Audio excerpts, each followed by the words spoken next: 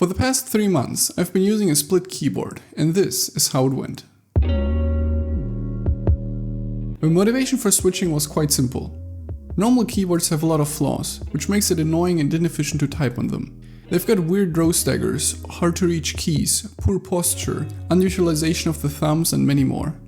Take a look at how I'm typing on a regular keyboard, for example. Notice how my wrist is in an unnatural position and my right thumb is not doing anything this whole time. I'm effectively typing with only 9 fingers. I was fed up with all of this, so I decided to look into alternatives. And this is when I found the Voyager, a split keyboard with ortholinear rows, 4 thumb keys, a fully programmable layout, and a keyboard that doesn't force you into an unnatural posture. You might look at the Voyager and wonder, how can it be that small? No way all keys fit on that. And that is where I want to introduce you to the concept of layers.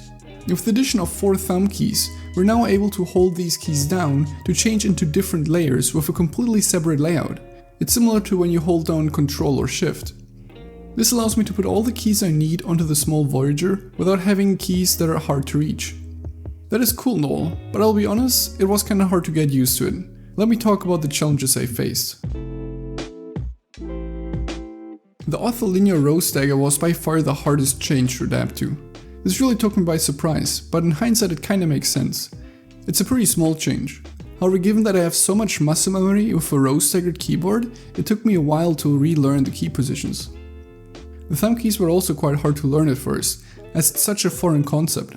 However, after a week or so this felt quite normal. Another change that took me a while to learn were the layouts. The position of my special characters, for example, are completely different than on any other keyboard. I also made one adjustment to the default QWERTY layout. I changed the N and P position slightly, as it is fairly hard to press the N key. This too took me some time to get used to. Overall, after about 3 to 4 weeks, I got back to the speed I had with my previous keyboard, which is around 100 words per minute. I did reach new personal bests in both typing with and without special characters. When typing with special characters, I noticed a decent improvement in accuracy and thus in speed. This makes sense, as I used to miss a lot of special characters when typing on a normal keyboard. When programming, this is really noticeable. Typing on the Voyager also just feels amazing. It's like I'm piloting a spaceship or something. I know it sounds silly, but having fun while programming or writing is important too. So overall, an improvement in all categories, from ergonomics to speed to comfort. Additionally, I lost the ability to type on any other keyboard. Wait, what? Of course, there are also a few downsides. One of those is that I can no longer type on row staggered QWERTY keyboards, which are pretty much all of them. This isn't too much of an issue for me though, as I rarely type on any other keyboards to begin with. It is a bit annoying though, not being able to use laptop keyboards. Connecting a Voyager is absolutely an option, and because you compile your keyboard configuration directly onto the Voyager, there are no issues with drivers. You just plug it in and it just works. However, you do need to physically plug it in. It isn't wireless. I actually like it this way for my main keyboard, but it would be great to have a secondary Voyager that works over Bluetooth.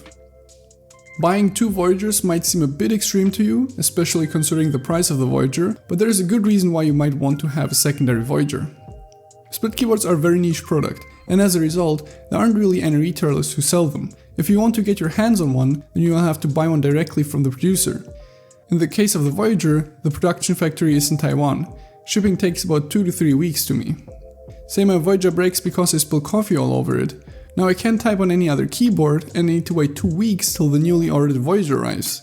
A second Voyager would come in handy now, especially if I need to get stuff done and can't afford to lose any time. Though I'm getting ahead of myself. All in all, I'm extremely happy with the Voyager. I will definitely keep using it, as it feels like I finally found the right keyboard for me. Whether it's the right keyboard for you, I can't say. But if you're using your keyboard a lot like me, then it might make sense to give it a try. After all, your keyboard gets your thoughts into the computer. It's the main gateway between you and the digital world. How much is that worth to you?